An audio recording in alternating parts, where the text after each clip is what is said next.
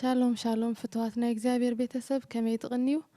ኣብ ዘለኹሞ ጸጋን ሰላምን ጎይታና ኢየሱስ ክርስቶስ ምስ ኩላትኩም ክኸውን እናጸለና ንሎም ከዓ ከም መቐጸልታ ናይቲ ሰንሰለት ብተኮ ዝብል ኣርእስቲ ዝሃብናዮ ምዝርራባት ናይ መወዳእታን ታሽዓይ ክፋልን ሒዝና መጺና ኣለና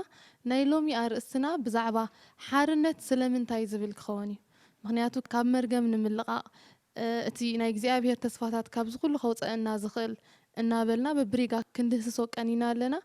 እዚ ኩሉ ግና ንምንታይ ዘድልየና بحارنت كنمالالس ስለምንታይ እዩ ዘድልየና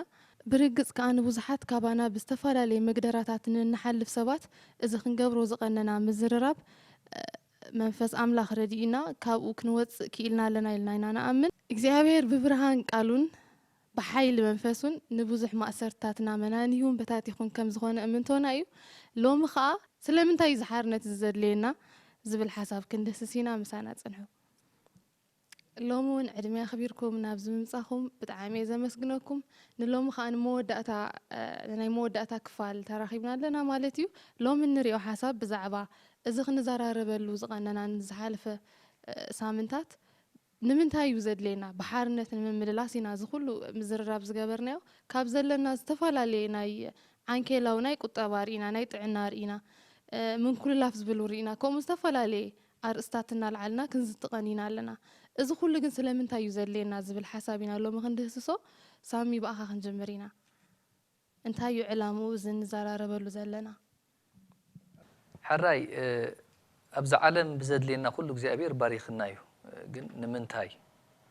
ከም ኩل ሰብ በሊዕና ሰቲና ኣቲና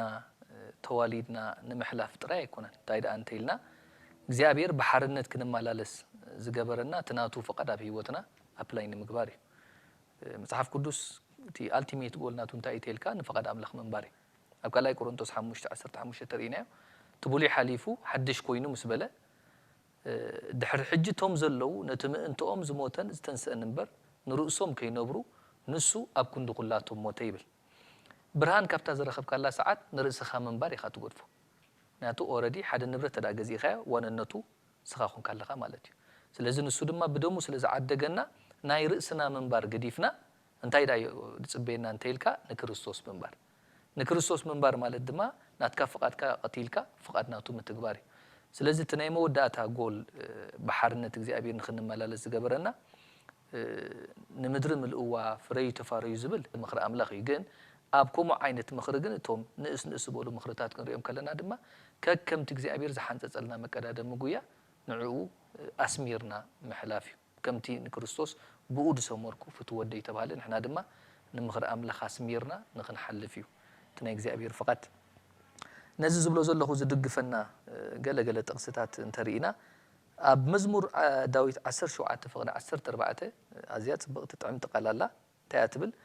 ወእግዚአብሔር ካብዛ ዓለም እዚኣ ግዲኦም ኣብዛ ህይወት እዚኣ ዝኾነ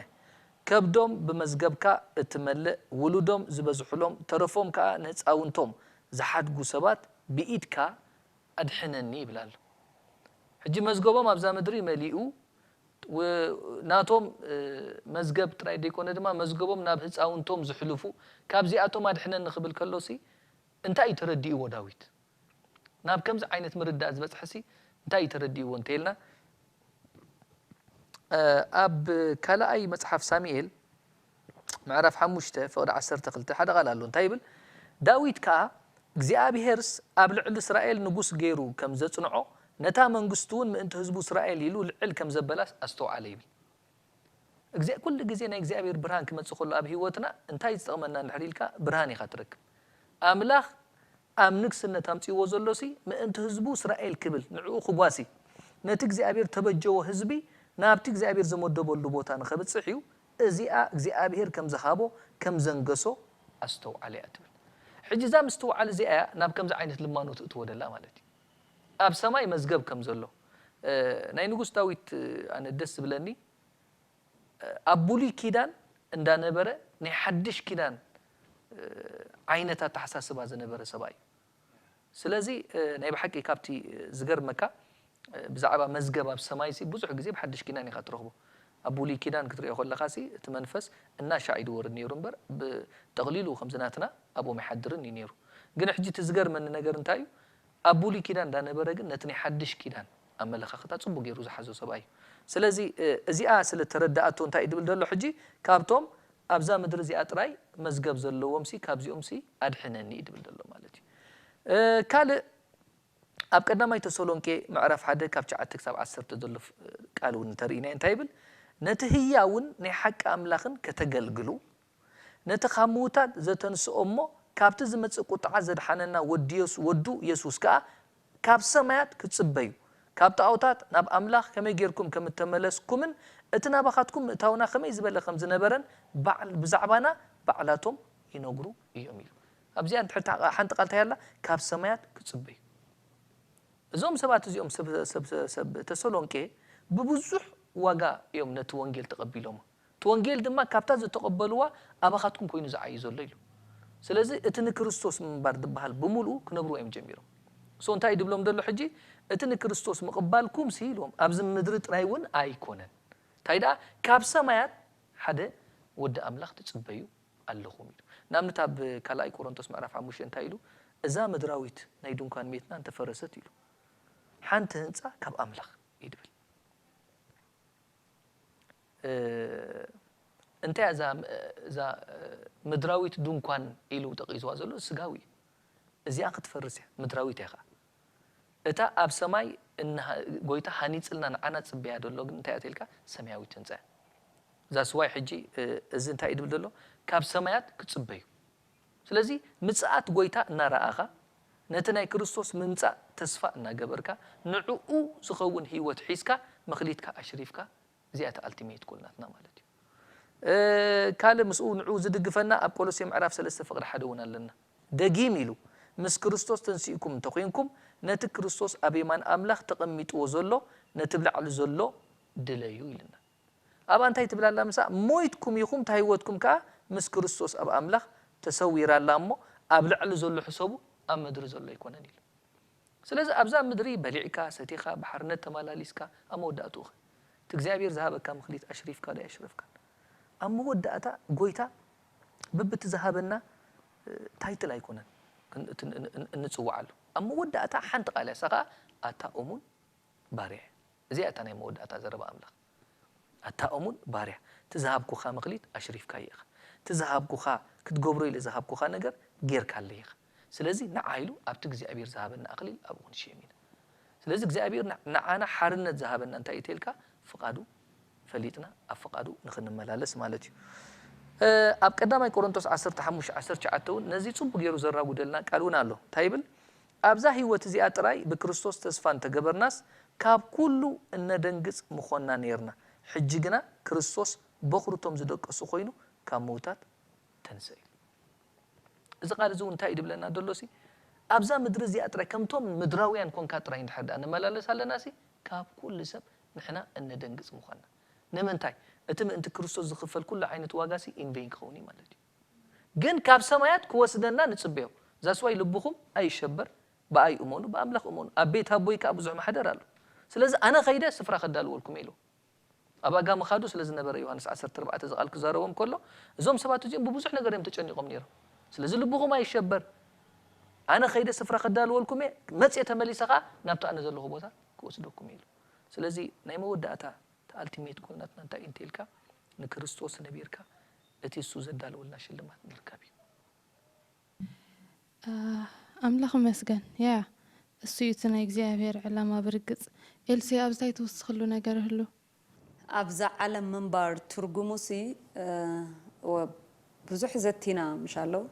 ካብ ብዙሕ ዓይነት ማእሰርትታት ካብ ብዙሕ ዓይነት መግደራታት ወፂናስ ደንዋት ንምንታይ እዩ እንድሕር ኢልና ኩሉ ሻዕ ንምንታይ እዩ ኣብዛ ዓለም ምንባር ኢለ ክሓትት ከለኹ ኣብ ኣእምሮይ ቀልጢፉ ዝመፀኒ ነገር እንተደኣሃሊ ክርስቶስ ክኸይድ ከሎ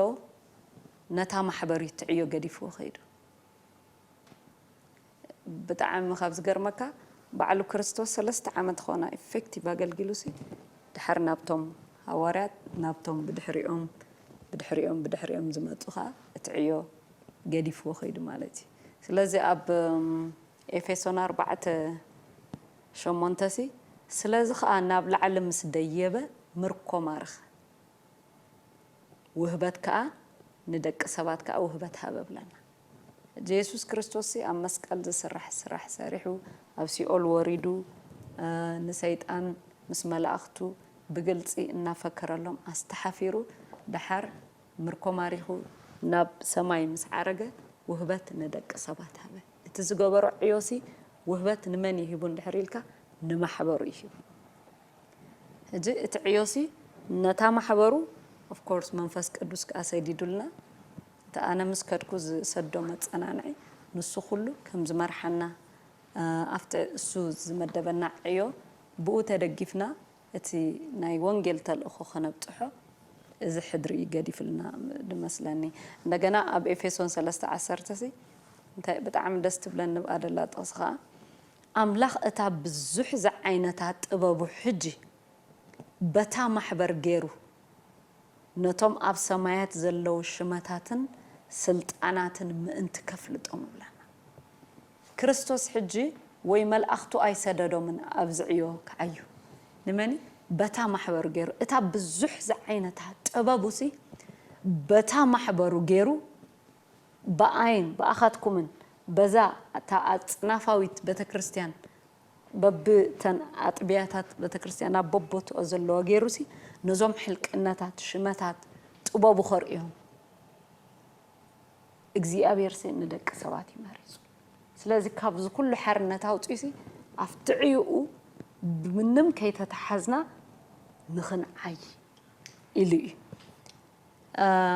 ወላ ሐዋርያ ጳውሎስ ጋር خزارب ከለው ካላይ ቆሮንቶስ 7:4 ሲ ገናኸት ማዕልያ ዘይብሉ ኃይሊ ካብ አምላኽ እንበር ካባና ምንት ኸይከውንሲ እቲ ዓብ መዝገብ አባና አብ ሐመሬት ይትغሪ ሕጂ ክርስቶስ ዝሰርሑ ሁሉ ሲ እቲ ኃይሊ እቲ ስልጣን እቲ ውህበት እቲ ጥበብሲ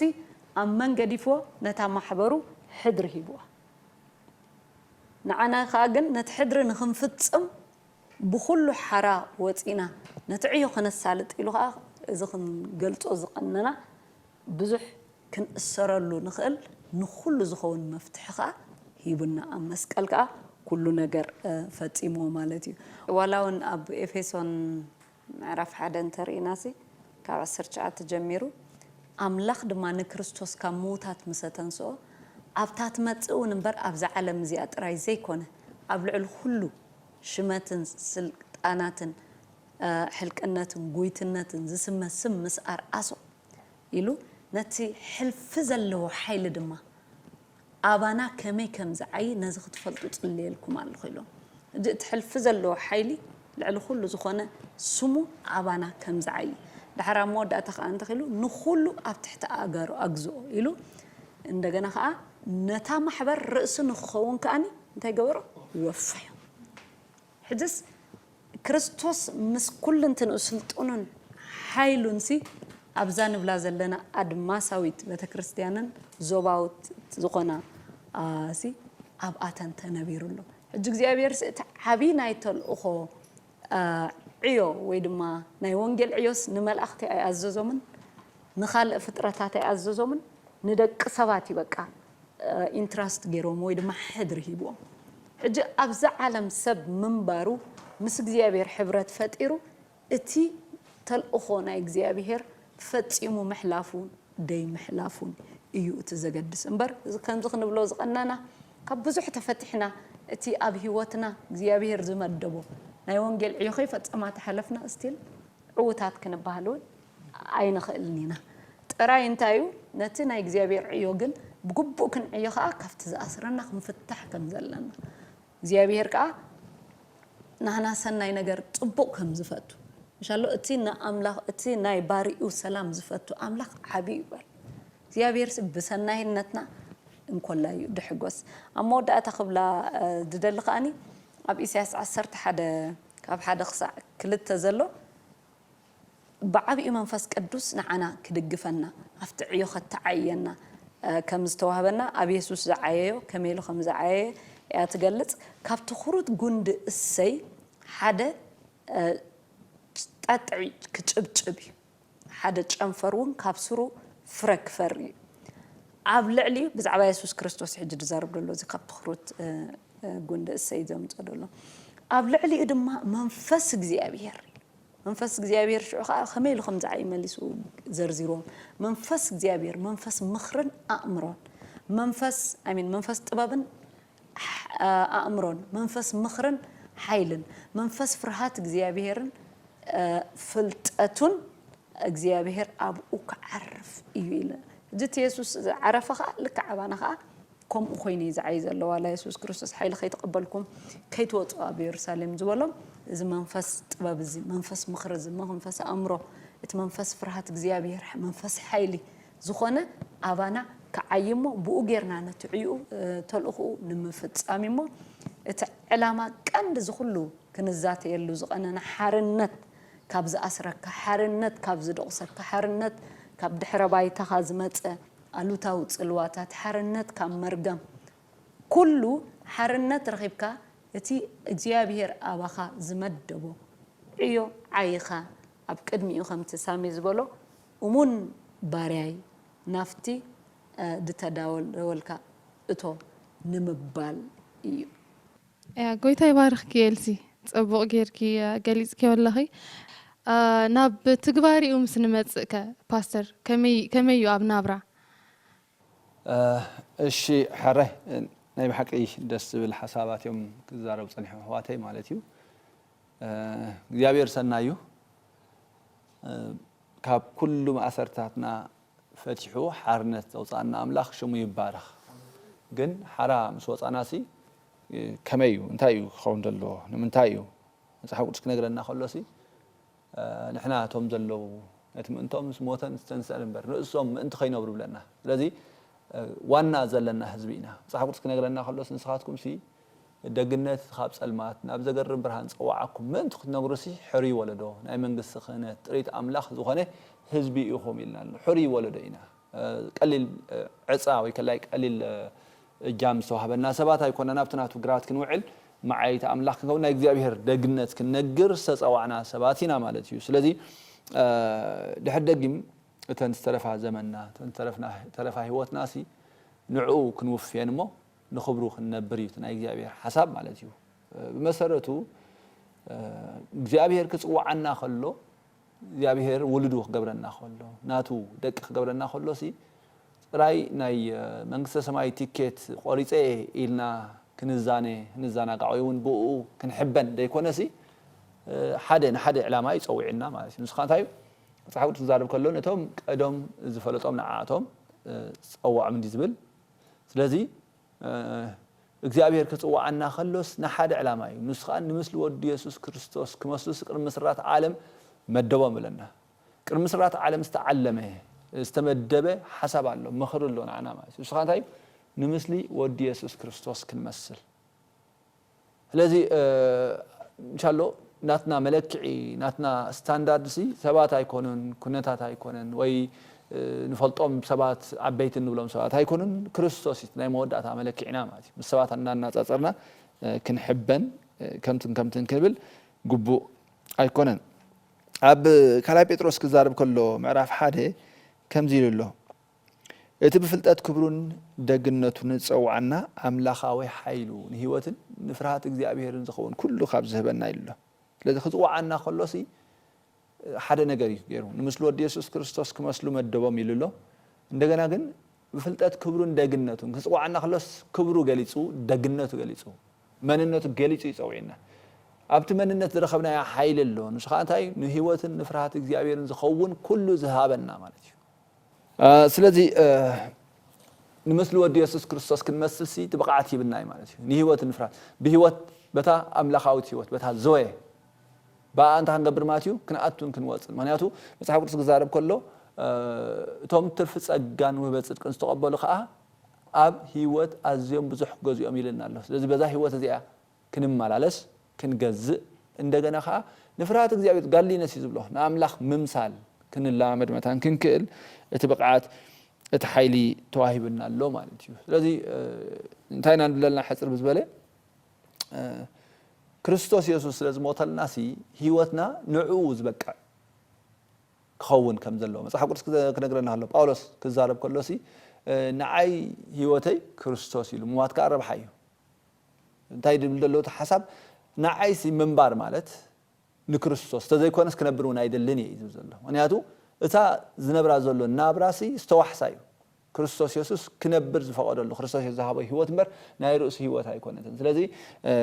ምንዓይ ምንባር ማለት ክርስቶስ እዩ ክብለና እንከሎ ንርኢ ማለት እዩ ስለዚ ብህይወት ተልየ ወይስ ደቂሰ እሱ ክኸብር ንዑኻ ክብረት ኣይገብር ኣለኹ ይፅዕት ኣለኹ እንዳበለ ይዛረበና ስለዚ እንተ ደቂስና እንተ ብህይወት ሃሊና ኣብ ህይወትና ክርስቶስ ክኸብር ኢና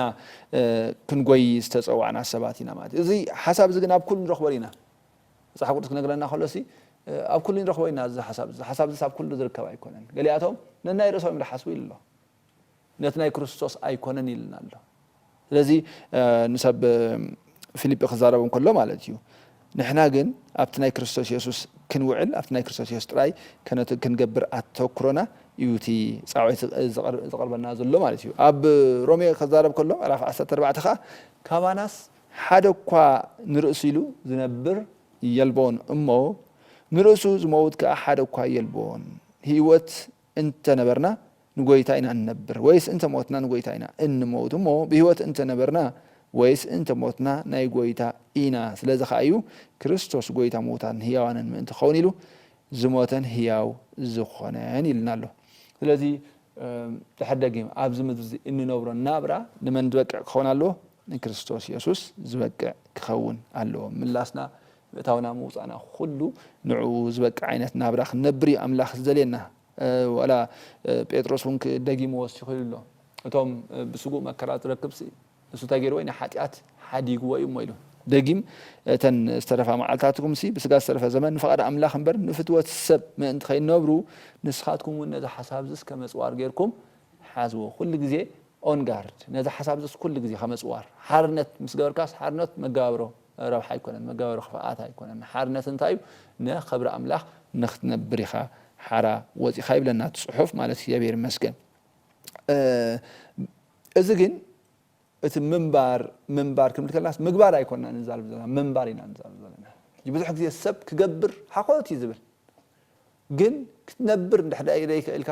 ክትገብር ኣይትኽእልን ኢኻ መፅሓፍ ቅዱስ ከዓ ክነግረና ከሎ ፀጋ ኣምላኽ ተገሊፁ እዩ እሞ ኢሉ ንኩሉ ሰብ ከዓ እንታይ ገይሩ ምድሓን ኣምፂ ይብለና ኣቬይለብል ኮይኑ ናይ እግዚኣብሔር ፀጋ ሳ ኮይኑ ኣቬይልድ ኮይኑ እዩ ቀሪብልና እዩ ኣብቲ ናትና ክንበፅሖ ንኽእል ማለት እዩ ብእምነት ክንላመዶ በእምነት ክንቅበሎ ፀጋ ኣምላኽ እንታይ ኮይኑልና ቀረብ ተገይሩልና እዩ ማለት እዩ ስለዚ ከምኡ ኢሉ ግን ኣይወደአን እንታይ ኢሉ ሽዑ ቀፂሉ ሽም የሱስ ከምብበ የሱስ ክርስቶስ ኢሉ ትሕት ኢሉ ካብ ዓመፃ ዘበለ ሓራ ምእንቲ ከውፅኣና ፀጋ ዝመፀስና ሓደ ነገር እዩ ንስኻኒ የሱስ ክርስቶስ ታገብር መታን ካብ ዓመፃ ዘበለ ሓራ ምእንቲ ከውፅኣና ንርእሱ እውን ንሰናይ ግብሪ ዝቐንዕን ገንዘቡ ዝኾኖ ህዝቢ ምእንቲ ከጥሪ ኢሉ ነፍሱ በጃና ዘሕለፈ እጂ ሓደ ነገር እዩ ካብ ዓመፃ ዘበለ ሓራ ወፂና ንነፍሱ ንዕኡ ንሰናይ ግብሪ እንቐንዕ እቲ እሱ ዝቐንዖ እቲ እሱ ሓሳብሲ ንሕና ሒዝና ክንመላለስ ዘሊ ልዕሊ ኢሉ እንድሕዳሪናዮ ግፍዕን ዓለማዊ ትምኒትን ክሒድና ብፅድቂ በምልኾ ብቅድስና ክንነብርሲ ይምህረና ኣሎ ፀጋስ ክንነብር ይምህረና እዩ ይብለና ስለዚ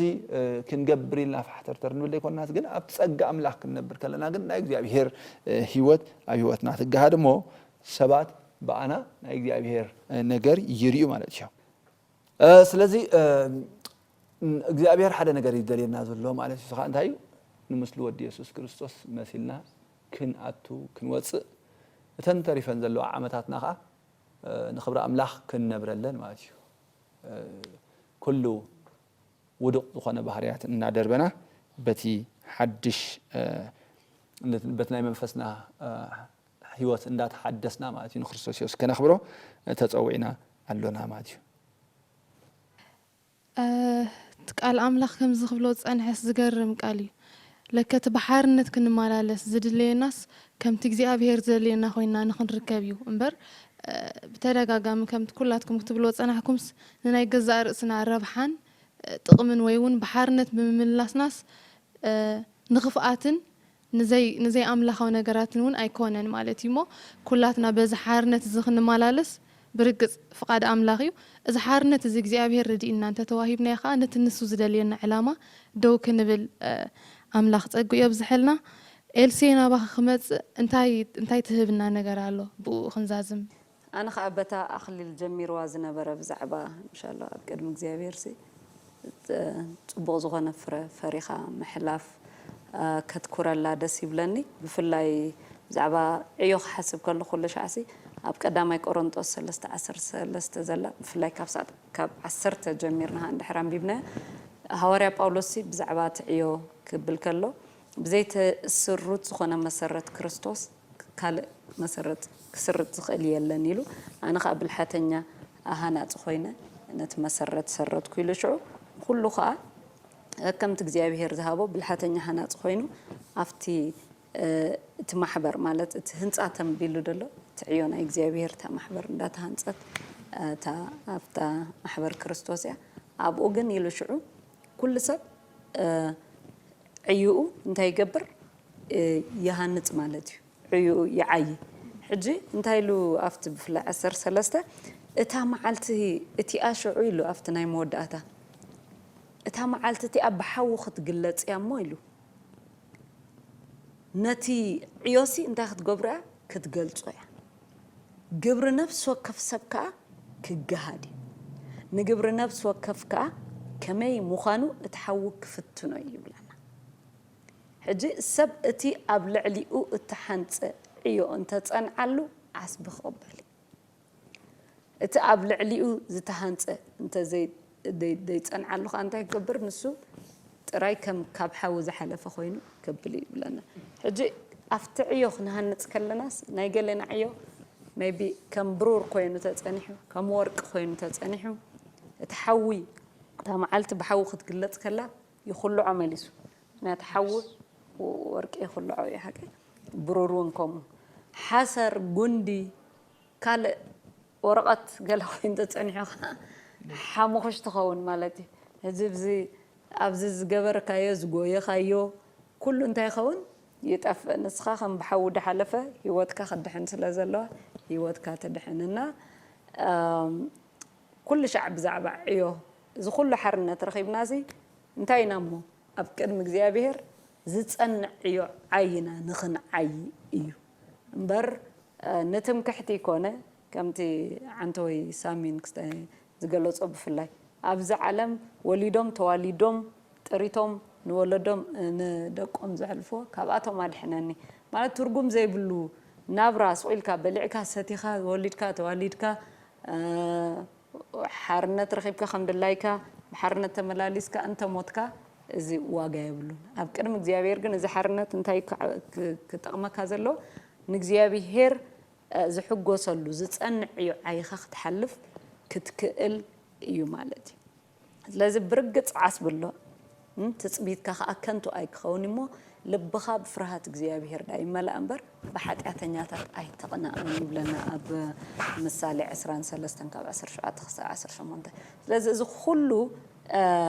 ሓርነት መሊሱ ኣብ ትሕቲ እግዚኣብሔር ንልብና ከትሕቶ መሊሱ ከዓኒ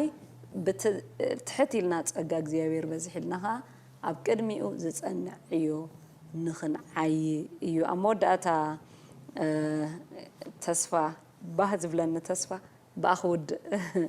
ደስ ይብለኒ ሱቓቲ ኣብ ቀዳማይ ቆሮንጦስ 4:16 ክሳብ 17 ዘሎ ጎይታ ባዕሉ ሃሌሉያ ብናይ ትእዛዝን ጭድርታን ብድምፂ ሊቀ መላእኽትን ብመለኸት ኣምላኽን ካብ ሰማይ ክወርድ እሞ እቶም ብክርስቶስ ዝሞቱ ቅድም ክትንሱ እዮም ድሕርዚ ንሕና ብሂወት ጸኒሕና ዘለና ንምቕባል ጎይታ ኣብ ኣየር ምስኣታቶም ሓቢርና ብደበና ክንለዓል ኢና ከምኡውን ምስኡ ንከውን ኢና በዘን ቃላት እዚኦም ንሓድሕድ ክንተጸናንዑ ኢሎም ስለዚ እዚ እቲ ዘጸናንዕ ኣብዚ ዓለም ሓርነት ረኺብካ እንድሕር ደኣ ኣብቲ ምጽኣት ጎይታ ኢየሱስ ክርስቶስ ዓስቢ ዘይብልካ ኾንካ ብሓጢኣት ተመላሊስካ ትሓልፍቲ ኾንካ ዓወት ኣይኮነን እዚ ምስላጥ ኣይኮነን እዚ መወዳእትኡ ንምንታይ እዩ ጎይታና ኢየሱስ ክርስቶስ ሕጂ ክመጽእ እዩ እቲ ክመጽእ እዩ ኣይክድንጉን ይኸኣብለና ኣሎ ኩሉ ዋላት ንሪኦ ዘለና ምልክታታት ናይ ምጽኣቱ ምልክት እዩ ከምቶም ንገሊኦም ዝማስሎምሲ እሱ እንታይ ይብሉና ከምኡ እንዲ ነይሩ ክመጽእ ምጽኣት ካብ ዝበሃል ክንደይ ገይሩ ዋላ ሓንቲ ለውጥ የለን ኣይኮነን ብርግጽ ክርስቶስ መጽእ ኣሎ برجت كأن متساتونا كلاتفو نحنا هنا نمنتاي نتوانجل اندازرجحنا كريستوس تسفو ددن خوين ديكونا زدون جزلو نبزحات جن نابو خمت سلز بزلو تراي سلز نحنا هنا نكلاتفو سلز نزح درزن مفت أمنبر بحرنا تخيبنا أنا تعويته خند الذهب تجيره ويكند الزبيلة نايز عالم زياء أيقونن اتي قدامي علامة حارة ديكونا سبقن نخلقت نحرنا تكوتون يشجر سلزي كاف دخلو كن الزرار ولوز أنا حارة خوينا نتوم حارة زي وطو نحن سخاتكم مع أذا كريستوس يوم لنا نقاليهم كموت ناموت نقاليهم كأنا كموت نبهيوت نتوم ناي جويتا قال لبوم كفيتهم نزقبلو منزعنا كاب حوي كن منطلهم نتوم زي أبيو كام ناموت يخاتش أجرم كل تخصت أيزولون كل سب نلبو يتغيروني خانتي لبوز تقبل نتو لبوز خفتجن زيابير كمنزعهم حجي نزم عايتخ خوننا زيابير بتأجو خدقفنا كاب كل ما أسرتتاتنا تفتحنا نزعيو زدو كنبلينا مو هايه دقيم تصنعو برعت بارنت عايتتصمر كريستوس اتزمت كماتسيو عايكو دنقون دما ايو بزن قالات زيان مملسكم تتصنعنعو لنا امين يا بيري قويتا يبارخكم أملاخ عزيزو بمنفسو بحيلو بتصقو يبارخكم بتعامي ينعد لنياتات مالتيو كم زبالة جزي كاب أملاخ زخونة مقلاز طباب زلوخا مهار زخونة مسجر زخونة مزرراب كتقابرو فقادنيات مهونكم حجون بسمين بسم تغاثات التي تنسأي channelن بتعامي كم مسكنوكم يفتو نتي كم زبالة جزين ما أدن سرع لنا لعولك زي أبيركا كخبرو يدل مالتيو thank you very much فتوات تخطاتلتنا إذا نتشعت سامنتات قصة للزانحة أبتحت سنسلت بتكو زبل تيماز تأسره مزررابنا لومي مبلتاش عين نايمو دقتان كفال جيرنا زازيمنا يلنا إذا مزررابزي كابزوح مأسرتات كابزوح كزخنزتيلو زانحنا ناي دحر بايتاوي